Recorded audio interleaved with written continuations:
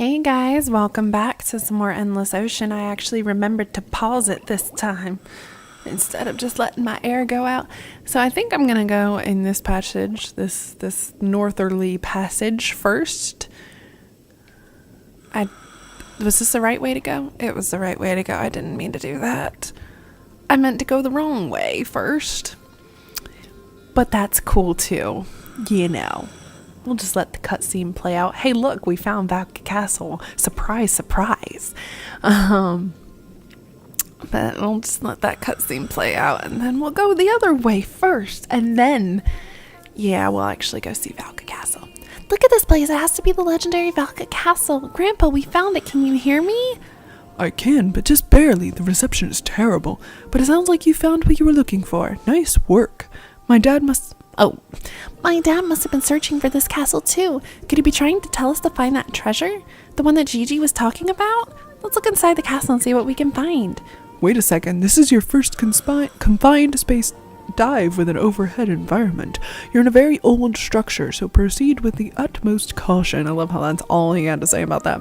You have the underwater pen, right? Use it to leave a marker in a place that's easy to remember. That way, if you get lost, you should be able to find your way back to that point safely. However, it's primarily a means of underwater communication. Well, anyway, let's test it by leaving a marker here. I'll leave the design up to you. Make it something awesome. I will indeed. Thank you. I will indeed make it something amazingly awesome. You ready for this shit? Let's make it nice and red so that it's kind of... Oh. Can I erase? Yeah, I can. Okay. Back to red. Alright. Writing or drawing with the Wii with the Wiimote is... God damn it, that's not what I wanted, damn it. It doesn't do what you wanted to do. Alright, it's just gonna be a gigantic chode then. This is the first thing that comes to my mind. Penis. Perfect. Okay. Yes. That's perfect. Oh, look, the fish have gathered around your mark. I'm sure they have. That's called positive phototaxism. Some fish are attracted to the glowing fluorescence of the underwater pen. The glowing fluorescence of my throbbing dick. Isn't that fascinating? It's fun to use the pen to attract fish. Okay, let's turn around and go the other way now. Because this was not the way I wanted to go. More Chromis things. So, I was watching this morning, I was watching some Game Theory. They had a new video out today. Shout out to Matt Pat and the Game Theorists. I actually really enjoy that channel. It's not totally my style, but his content is actually, it's actually interesting, and I'm not super into the theory kind of stuff, but I still find it interesting, and I like watching it, and I like Matt's style. It's kind of fun to watch. But more squirrelfish. Okay, there was no reason for me to come down here. I thought there was something special down here, but guess not. Sorry for wasting your time. And he was talking about, it was the Life is Strange video, and he was talking about the Myers-Briggs personality test, which I've heard of. I've never actually taken it though, which is surprising considering I work in, I got my degree in psychology, and I still work in the psych field. So it's interesting that by penis, it's interesting that I've never actually taken it. So I decided, I was like, I'm gonna take it. And I've always been really insecure about myself. I've never actually really liked who I am. I never liked my personality. I always just thought I was kind of just annoying. That's a large fish. I always just kind of thought I was kind of annoying, and I've just never really had friends. And it kind of kills me because I feel just really alone. I still do. And I mean, Patrick, to be perfectly honest, is my only friend, and he's my best friend, and that's like the best thing. But I don't have any other friends besides him. Those are itty bitty teeny tiny little jellyfishes, and I love them, and I want a tank full of them, please. And so I kind of wanted to know what I would be what my personality would be classified as, and so I took it, and what it said that my personality, like the easy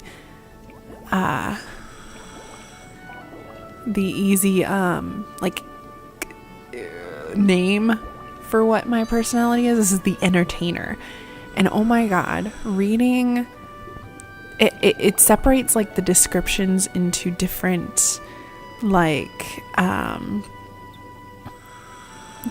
friendship is one, relationships is one, careers is one, parenthood is one, general kind of description is one.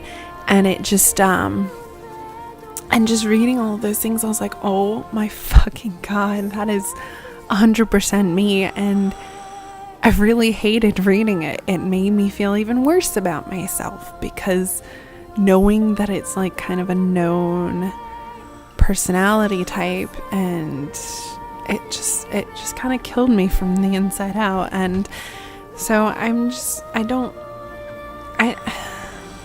even know what to do with myself anymore. I don't like my job. I don't like being in school, so I don't want to go back to school and try to go for another career.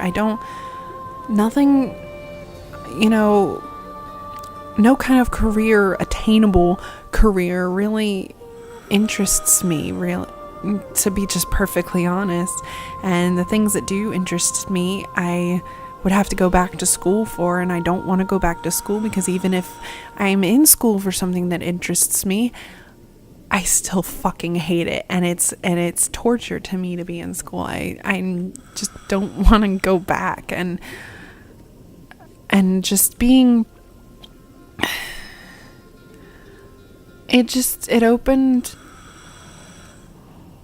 opened up my eyes, and it made me realize how badly I wish I could change my personality. And there's been many studies about it, and you can't. The personality you have is the one you're stuck with, and you can try to change your behavior, but that's not going to change your personality. You're always going to continue to be the same person that you are.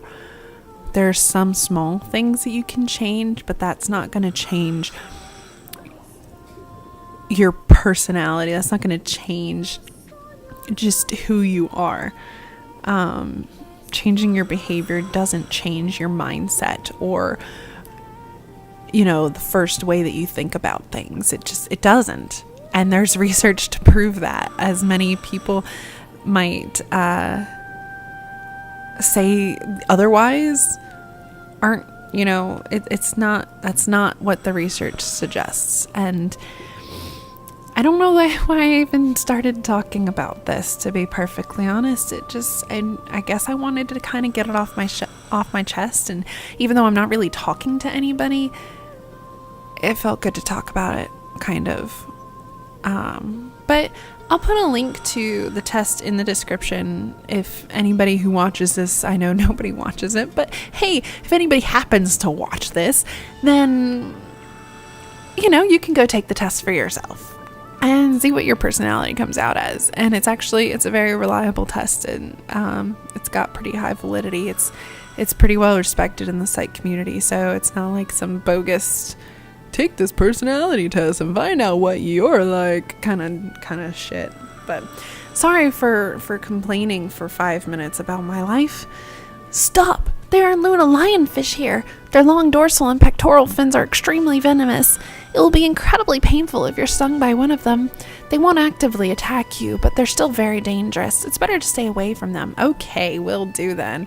I want to get these little rays. These little flippity flaps here. These little underwater birdies. They're my underwater birdies. I've always loved rays of any kind. I just think they're really cool, and it's interesting, especially like manta rays, and like there's some freshwater rays that are fucking huge too. It's just amazing how something so kind of docile can get that big, you know. A while back, my family and I were going to Atlanta for the Chick-fil-A Bowl at the George Dome, and so we decided the game wasn't until at nighttime, so we were like, oh well, let's just go to the aquarium during the day, and then we'll go to the game at night, obviously. So we went to the Georgia Aquarium, and that aquarium was huge and so beautiful, and just, it was amazing. It was absolutely amazing. Like seeing the whale sharks, they have fucking whale sharks there. But seeing the whale sharks and the manta rays, like you could tell the manta rays love the attention. There's like this big amphitheater kind of room where, sorry, I didn't read that, where they just have like a huge wall of like a glass or acrylic, whatever the clear material is that you can see through. They have steps, so it looks like they can, you know, put on presentations of some sort. And so they, you could tell that the manta rays would just come up really close and would glide by, and just show off. You could tell they were showing off, and it was really, really cool. And they have beluga whales there, but when we went, the whale exhibit was closed, unfortunately, because they were expanding their tank at the time. So it was still a bummer to not be able to see the whales. But then that, and then the jellyfish tank was super cool. It's just this really pretty deep royal blue colored tank with just these pink, you know, the pink jellyfish that it's a really big contrast to the the color of the tank, and it's just really, really pretty. And then they have like a tropical what's it called, reef tank with all the super colorful reef fish that are just, that's a beautiful tank too because of all the colors. Those were my absolute favorites. It was just a really cool experience, and if you ever have the chance to go to Atlanta, you absolutely have to go. Like, there were jellyfish that kind of looked like this. I know it's not the same one, but kind of the same principle kind of looking jellyfish. Yeah. But if you ever get the chance to be in Atlanta, you absolutely should go to the aquarium. It is a really, really cool experience.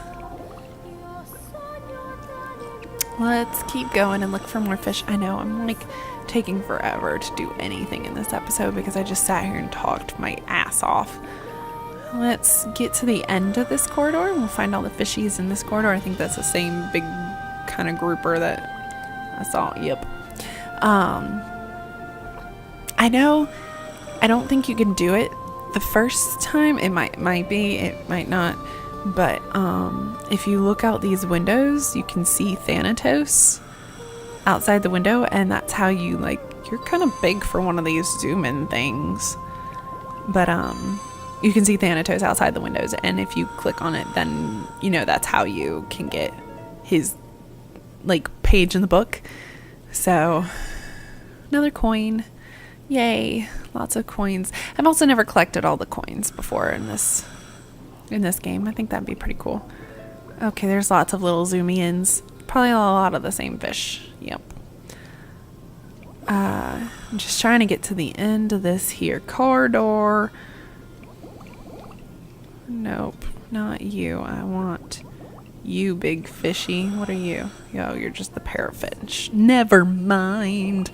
But again, this game would look so beautiful if the graphics were improved. I